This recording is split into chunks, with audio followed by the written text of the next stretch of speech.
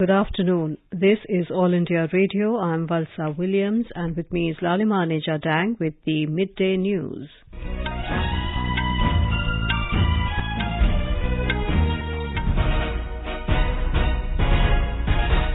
The headlines.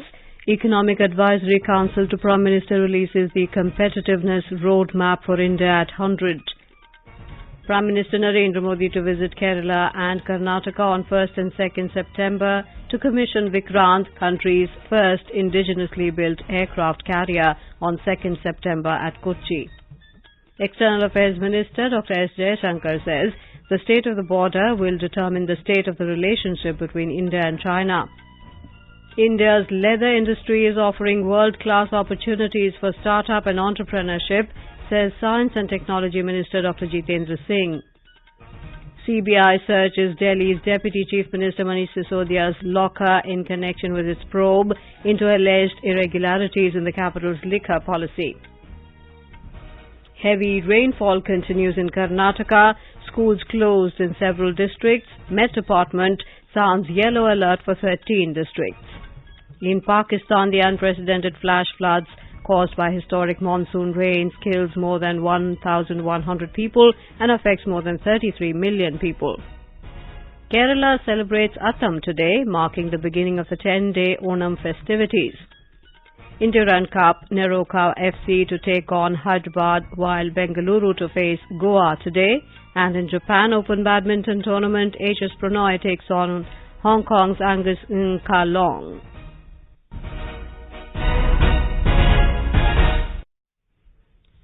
The Economic Advisory Council to Prime Minister EAC-PM today released the Competitiveness Roadmap for India at 100 in New Delhi. The document was released in the presence of Chairman EAC-PM Dr. Bibek Debroy, India's G20 Sherpa Amitabh Kant, member of the EAC-PM Sanjeev Sanyal, and Dr. Christian Kettles from Harvard Business School.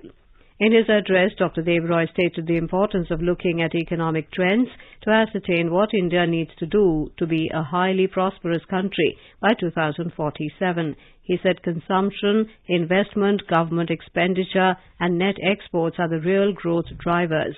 The chairman of EAC-PM said there are 4 ways to analyze economic growth: slicing the drivers of growth, sectoral slice, looking at factor inputs and regional disparity. He said since 2014, the government has been taking several steps to remove inequity and inequality through different schemes like Aspirational District Program and Ujjwala.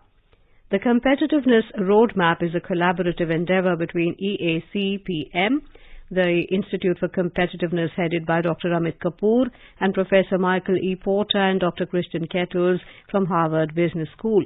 The roadmap stands to inform and guide the way for India to become a higher income country by 2047. It proposes policy goals, principles and approaches to further drive India's economy in the direction of sustainability and resilience embedded in social progress and shared prosperity. External Affairs Minister Dr. S. Jaishankar has reiterated that the state of the border will determine the state of the relationship between India and China. Dr. Jaishankar's remarks came in the backdrop of a military standoff between India and China. While addressing an event in New Delhi yesterday, Dr. Jaishankar said the future of Asia depends on the development of India-China relations. He underlined that to bring the ties between the two countries on a positive trajectory and remain sustainable, they must be based on the 3 mutuals: mutual sensitivity, mutual respect, and mutual interest. The External Affairs Minister said sovereignty and territorial integrity must be respected, and initiatives that impact the region must be consultative, not unilateral. He said connectivity should be transparent, viable and market-based. He added that the development agenda also needs to be broad-based and reflect the global consensus rather than individual national objectives. Prime Minister Narendra Modi will commission Vikrant, country's first indigenously built aircraft carrier, on September the 2nd at Kochi. With the commissioning of Vikrant, India will have 2 operational aircraft carriers which will bolster the maritime security of the nation. During the event, the Prime Minister will also unveil the new naval ensign Nishan, doing away with the colonial past and befitting the rich Indian maritime heritage. Mr. Modi will visit Karnataka and Kerala on 1st and 2nd September. Mr. Modi will visit Sri Adi Shankara Janmabhoomi Kshetram, the holy birthplace of Adi Shankaracharya at Kaladi village near Cochin Airport. Prime Minister will also inaugurate and lay the foundation stone of projects worth around 3,800 crores in Mangaluru. The UN General Assembly President and Maldives Foreign Minister Abdullah Shahid has said that people-to-people ties and key agreements make India-Maldives relations outstanding. In an interview to a news agency, Mr. Shahid said the number of projects that have been going on and agreements that have been signed in the last few years have been outstanding. He said Maldives-India relationship is the highest we have seen in our bilateral history. He said PM Modi attending swearing-in ceremony of President Ibrahim Mohammed Soli. Later, the Maldives President also visited Delhi. Calling out for reforms in UN governance, Mr. Shahid said that the Security Council must reflect the reality of geopolitics of current world order. The UNGA President termed India as the world's pharmacy and said that New Delhi has reached not only the neighboring countries but as far as Latin America and the Pacific and has shown its face of compassion. India has dispatched over 40,000 metric tons of wheat to Afghanistan so far. In her remarks during the United Nations Security Council meeting on Afghanistan, India's permanent representative to the UN, Ruchira Kamboj, said India has dispatched several shipments of humanitarian assistance to Afghanistan, including 32 tons of medical assistance. She added that the country has signed an agreement with the UN World Food Programme to ensure a fair and just distribution of its wheat assistance in Afghanistan. An Indian technical team has also been deployed at the Indian Embassy in Kabul to closely monitor and coordinate the efforts of various stakeholders for the effective delivery of humanitarian assistance and the continuation of India's engagement with the Afghan people. Highlighting the historical and civilizational linkages to the Afghan people, she said New Delhi has direct stakes in ensuring the return of peace and stability, giving its position as a contiguous neighbor and long-standing partner of Afghanistan. The officer trainees of 2021 batch of Indian Foreign Service called on Prime Minister Narendra Modi in New Delhi yesterday. During the interaction, the Prime Minister congratulated officer trainees on joining the service and said they will now get an opportunity to represent the country on the world stage. Talking about 2023 being the International Year of Millets, the Prime Minister discussed how the officers can contribute in popularizing millets for the benefit of farmers. He spoke about the health benefit and environment-friendly nature of millets. Mr. Modi also talked about lifestyle for environment, stressing that small changes in lifestyle can benefit the environment. Officer trainees discussed the Panch Pran and gave inputs about how IFS officers can contribute towards their attainment. The Prime Minister exhorted the officer trainees to think and plan long-term for the next 25 years and play a vital role for the growth of the country.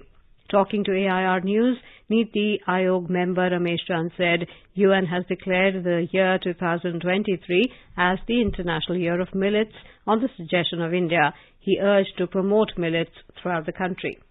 2023 जो है उसे India के अनुरोध पर UNO ने international year of millet मान लिया है। तो इस साल में हम मिलेट को प्रमोट करने के लिए देश में और विदेश में सब जगह व्यापक प्रयास करेंगे और उसके बहुत से रीजन हैं। एक तो ये है कि ये बहुत हार्डी क्रॉप्स हैं, क्लाइमेट चेंज, वाटर स्ट्रेस, उन सबको टॉलरेट कर लेते हैं। दूसरा ये है कि मिलेट की जो न्यूट्रिशन क्वालिटी है वो बहुत ज्यादा सुपीरियर है कंपेयर टू हमारे जो राइस है और बीट है। उसके लिए जरूरी है कि हम प्रोडक्शन के लिए फार्मर को की प्रॉफिटेबिलिटी इंक्रीज करें। तो उसमें टेक्नोलॉजी भी डेवलप हो रही है, मार्केट को भी एम्फेसिस दे रहे हैं, कंज्यूमर में भी अवेयरनेस क्रिएट कर रहे हैं। Union Minister of State for Science and Technology, Dr. Jitendra Singh, said that India's leather industry is offering world-class opportunities for startup and entrepreneurship. Addressing senior scientists and officials of CSIR-CLRI, that is Central Leather Research Institute, Kanpur, and college students at Mainpuri in Uttar Pradesh, Dr. Jitendra Singh called upon the youth to look for lucrative career in the upcoming leather startup ecosystem. He said leather industry in India has exhibited consistency in high export earnings and it is one of the top 10 foreign exchange earners for the country. Dr. Jitendra Singh pointed out that the Uttar Pradesh government under Yogi Adityanath has identified leather goods as ODOP, that is one district, one product for Agra and Kanpur districts and formulated strategic interventions for the development of these clusters.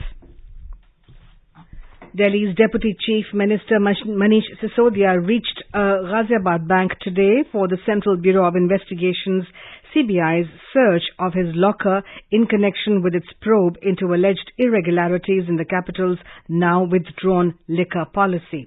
Mr. Sisodia, who also handles Delhi government's excise portfolio, is among the 15 accused named in the FIR filed by the CBI in the liquor policy case. The CBI has contended that the new policy was introduced without the permission of Delhi's then Lieutenant Governor Anil Baijal. The FIR also said many ineligible vendors were awarded licenses by the Delhi government in exchange for bribes. The policy introduced in November last year was withdrawn 8 months later amid allegations of corruption. The ruling Aam Aadmi Party has rejected all allegations of irregularities in its policy. The BJP today continued its attack on the Aam Aadmi Party government in Delhi over alleged corruption in the new classrooms construction in the city. Talking to reporters in New Delhi, Party MP Manoj Tiwari, while citing Central Vigilance Commission inquiry report, alleged that a classroom which could have been built in 5 lakh rupees was built in 33 lakh rupees in the national capital. हमने case किए थे कि 5 लाख रुपए के कमरे 25 लाख में बन रहे हैं। 5 का 25 ऐसा दिल्ली के लोग सन्न थे, लेकिन जब ये रिपोर्ट आई है तो आप सभी को जान करके दुख होगा कि ये रिपोर्ट कह रही है कि ये 5 का 25 नहीं, ये 5 लाख का 33 लाख है। In 194 schools, 1214 toilets were constructed. Toilets were counted and projected as classrooms by Delhi government. Another party leader, Shehzad Poonawala, said it has been 38 days and BJP's questions about the alleged liquor scam remain unanswered by Chief Minister Arvind Kejriwal. He said AAP keeps diverting the issue. He added that the people of Delhi want to know when will Mr. Kejriwal ask for the resignation of his ministers involved in the corruption. Last night, the Aam Aadmi Party and BJP continued overnight protests at Delhi Assembly premises, accusing each other of corruption. The AAP is making allegations of irregularities in the Khadi and Village Industries Commission when Delhi LG Vinay Kumar Saxena was its chairman. On the other hand, BJP MLAs are demanding the sacking of Delhi ministers Manish Sisodia and Satyendra Jain over alleged scams in their ministries. You are listening to the Midday News on All India Radio. Here's a reminder of the headlines before we move on. Economic Advisory Council to Prime Minister EACPM releases the Competitiveness Roadmap for India at 100. Prime Minister Narendra Modi to visit Kerala and Karnataka on 1st and 2nd September to commission Vikrant, country's first indigenously built aircraft carrier, on the 2nd of September at Kochi. External Affairs Minister Dr. S. Jaishankar says the state of the border will determine the state of the relationship between India and China. India's leather industry is offering world-class opportunities for startup and entrepreneurship, says Science and Technology Minister Dr. Jitendra Singh. CBI searches Delhi's Deputy Chief Minister Manish Sisodia's locker in connection with its probe into alleged irregularities in capital's liquor policy. Heavy rainfall continues in Karnataka. Schools closed in several districts. Met Department sounds yellow alert for 13 districts. In Pakistan, the unprecedented flash floods caused by historic monsoon rains kill more than 1,100 people and affects more than 33 million people. Kerala celebrates Attham today, marking the beginning of the 10-day Onam festivities. In Durand Cup, Neroka FC to take on Hyderabad, while Bengaluru to face Goa today. And in Japan Open Badminton Tournament, HS Pranoy takes on Hong Kong's Angong Long. For quick news updates round the clock, follow us on our Twitter handle @AIR News Alerts. मुट्ठी भर अंग्रेज और हमारे विशाल देश पर राज करने का स्वप्न देख रहे हैं, पर हम इनके स्वप्न को चकनाचूर कर देंगे। निकल पड़े स्वाधीनता के पथ वाले, स्वतंत्रता संग्राम की सुनी अनसुनी कहानियों के साथ स्वराज हर रविवार रात 9 बजे डीडी नेशनल पर।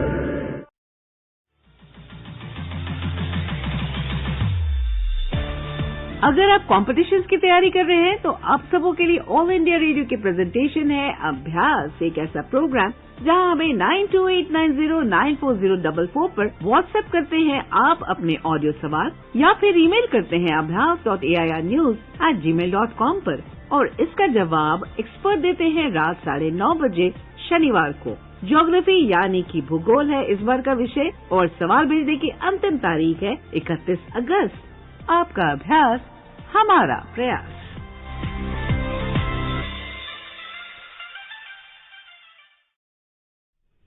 Welcome back to the midday news.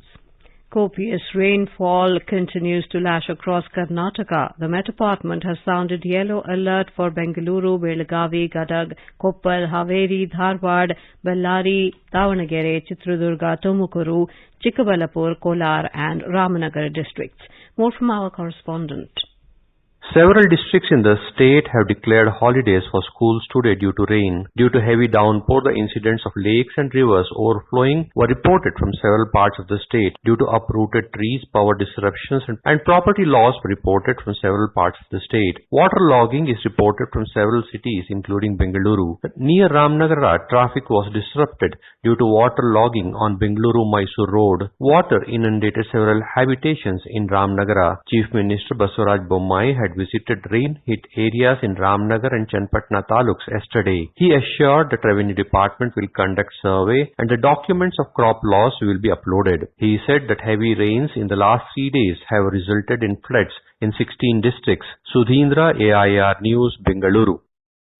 Heavy rains battered several districts of Kerala, Ernakulam, Kottayam, Alappuzha, Pathanamthitta districts. The Met Department said an orange alert has been issued in the districts of Pathanamthitta, Alappuzha, Kottayam, Ernakulam, Idukki and Thrissur, indicating the possibility of heavy to very heavy rainfall. Our Kochi correspondent reports a yellow alert has been issued for the remaining 8 districts of the state. Kochi and neighboring places received heavy rains since last night, leaving several low-lying areas inundated. Heavy rains continued this morning as well. Water logging was reported at several places, leading to hours of traffic block in the city. Proceedings of the Kerala High Court began an hour late as the nearby areas were flooded. Authorities said the water level in the rivers under the Periyar and Movatupuzha basins are flowing below their danger mark. The Athachamayam procession at Tripunithura, an important event marking the beginning of Onam festival in the state, was delayed for a couple of hours following heavy rain. Similarly, heavy rains were also reported in Kottayam, Alappuzha and Pathanamthitta districts. Raj Mohan, AER News, Kochi. In Pakistan, the unprecedented flash floods caused by historic monsoon rains have killed more than 1,100 people and affected more than 33 million people. Pakistan's planning minister claimed that early estimates show the devastating floods that hit the country have caused at least $10 billion of damage. Pakistani government has also decided to establish a national flood response and coordination center to cope with the situation of floods in the country and rehabilitation of flood-affected people. The torrential rains have also washed away roads, crops, homes, bridges and other infrastructure. However, yesterday, Pakistan received a $1.1 billion bailout package from the International Monetary Fund, IMF. That money is aimed to help the cash-strapped economy avoid defaulting on its debts. Pakistan was suffering from an economic crisis before the floods and had been negotiating with the IMF over a bailout. Today is Attam. The day marks the beginning of the 10-day Onam festivities in Kerala, which culminates in Thiruonam. Athachamayam, a cultural fiesta parading various art forms of the state, will be held this morning at Tripunithura near Kochi. The event is a throwback to the pre-independence days when the Raja of Cochin and his entourage took out a procession to worship at the Trikakara temple, the center of celebrations of Onam. The 10-day festival at the Trikakara temple also begins today. Today is International Whale Shark Day. It is celebrated to spread awareness about the importance of whale sharks and their conservation. Started in 2008 for the first time at the International Whale Shark Conference in Isla Hallbox, this day has grown popular over the years. A report.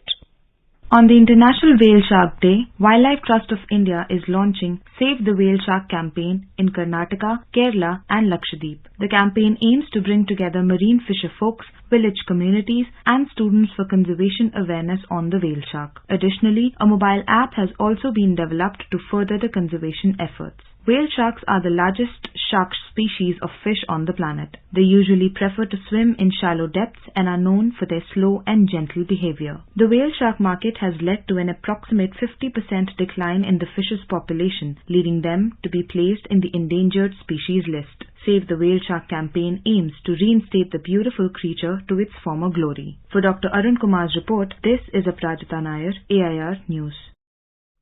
Maharashtra has geared up for the 10-day-long Ganeshotsav festival, which begins tomorrow. The festival is celebrated to mark the arrival of Lord Ganesh from his celestial abode to earth. Ganesh has been the most popular god in Maharashtra, especially in the Konkan area. The festival is much felt in the Konkan region of Ratnagiri, Sindhudurg and Raigad. People bring idols of Ganesh to their homes and worship for a number of days according to their tradition. Ganeshotsav is celebrated mostly on public scale with large Sarvajanik Ganpati Mandals bringing tallest idols of Ganesha. Here's a report.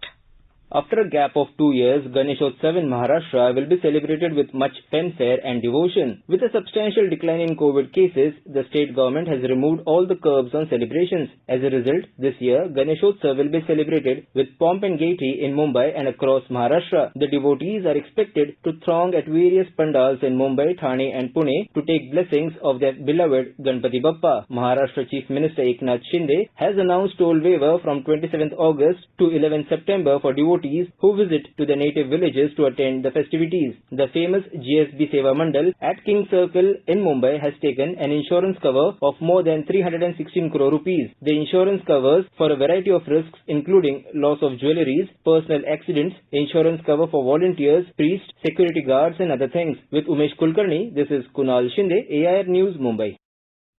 Over the past 75 years since independence, India's largest public service broadcaster, All India Radio, has been the proverbial storyteller for the 1.3 billion citizens across the country. All India Radio is celebrating 75 years of freedom with a series, Azad Bharat Ki Baat, Akashvani Ke Saath. It showcases the journey of India since independence in various walks of life through the storytelling of All India Radio.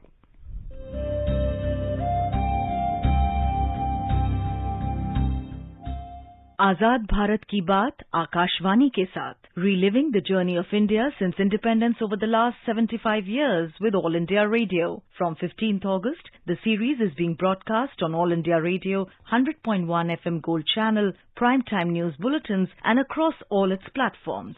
Tune in to stay updated with All India Radio.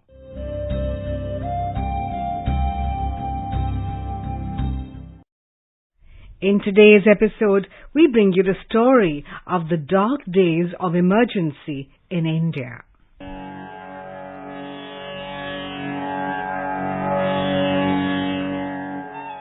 In the year 1975, in a significant political development, Prime Minister Indira Gandhi's win in the 1971 Rai Bareli parliamentary elections came under scrutiny. Socialist leader Raj Narayan, who had contested against her, filed a petition in the Allahabad High Court accusing Mrs. Gandhi of having won the election through corrupt practices and misuse of government machinery. On the 12th June 1975, Justice Jagmohan Lal Sinha declared Indira's election as null and void. He also barred her from contesting an election for 6 years, but gave the Congress 20 days to find a replacement Prime Minister. Mrs. Gandhi appealed against the verdict in the Supreme Court. On the 24th June 1975, the Apex Court granted a conditional stay, but ordered her not to oversee any parliamentary proceedings.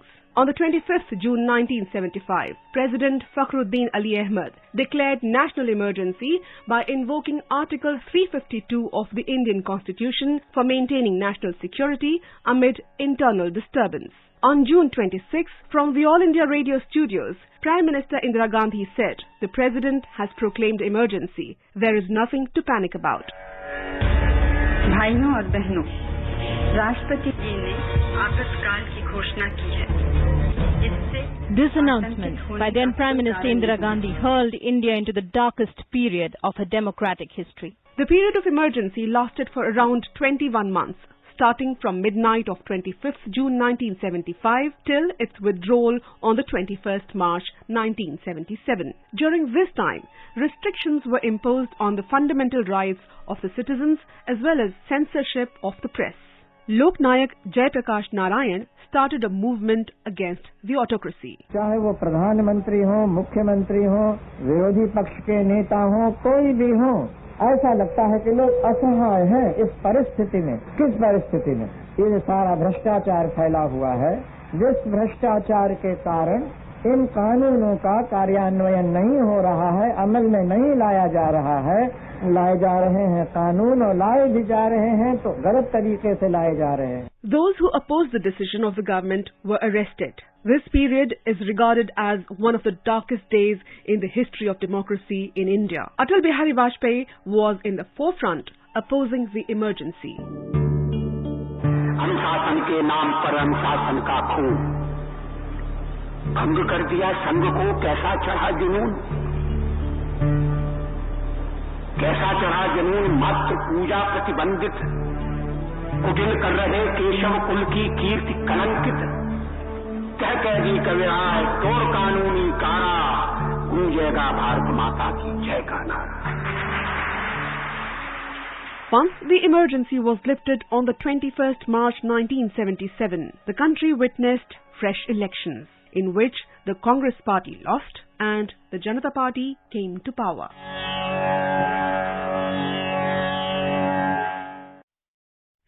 आजाद भारत की बात आकाशवाणी के साथ can be accessed on @AIR News Alerts on Twitter, News on AIR official YouTube channel, News on AIR app, Facebook and Instagram handles. So tune in to All India Radio News for Azad Bharat Ki Baat, Akashvani ke saath. Prime Minister Narendra Modi has expressed deep grief on the demise of Kul Guru Swami Rajarshi Muni of Lakulish tradition. He noted his sterling contribution to yoga over the years. Mr. Modi prayed for the peace of the departed soul and conveyed his condolences to the bereaved followers. On sports, India and Cup football, Niroka FC will take on Hyderabad at 3 p.m. in Imphal, while Bengaluru will face Goa at 6 p.m. in Kolkata today. Earlier debutants Mumbai City FC entered the quarterfinals, beating Rajasthan United FC 5-1 at the Kishore Bharati Kridangan last evening. In another match, Odisha defeated Sudeva Delhi 3-0 at Indira Gandhi Athletic Stadium, Guwahati. HS Prannoy from India has begun his Japan Open campaign today and is facing Hong Kong's Angus Kalong in the first round. Prannoy entered the Japan Open after becoming the only Indian to reach the quarterfinals in singles in the BWF World Championships. Prannoy has been in good form this year, starting from making 3 back-to-back quarterfinal appearances at the Indian Open, Syed Modi International and the German Open. Simultaneously, Angus Kalong crashed out from the first round at German Open and then bowed out from the second round at the All England Championships. He was the runner-up the Malaysia Masters, and it is his best performance so far this year. Long has entered Japan Open after third round defeat at the World Championships. This is the 10th time that these players are facing each other. Previously, they have met twice this year at the Indonesia Open and Malaysia Masters. And now, before we end the bulletin, the headlines once again. Economic Advisory Council to Prime Minister releases the Competitiveness Roadmap for India at 100. Prime Minister Narendra Modi to visit Kerala and Karnataka on 1st and 2nd September to commission Vikrant, country's first indigenously built aircraft carrier, on 2nd September at Kochi. External Affairs Minister Dr. S. Jaishankar says the state of the border will determine the state of the relationship between India and China. India's leather industry is offering world-class opportunities for startup and entrepreneurship, says Science and Technology Minister Dr. Jitendra Singh. CBI searches Delhi's Deputy Chief Minister Manish Sisodia's locker in connection with its probe into alleged irregularities in the capital's liquor policy. Heavy rain continues in Karnataka. Schools closed in several districts. Met Department sounds yellow alert for 13 districts. In Pakistan, unprecedented flash floods caused by monsoon rains kills more than 1,100 people, affects more than 33 million. Kerala celebrates Attam today, marking the beginning of the 10-day Onam festivities. And with that, we end the midday news.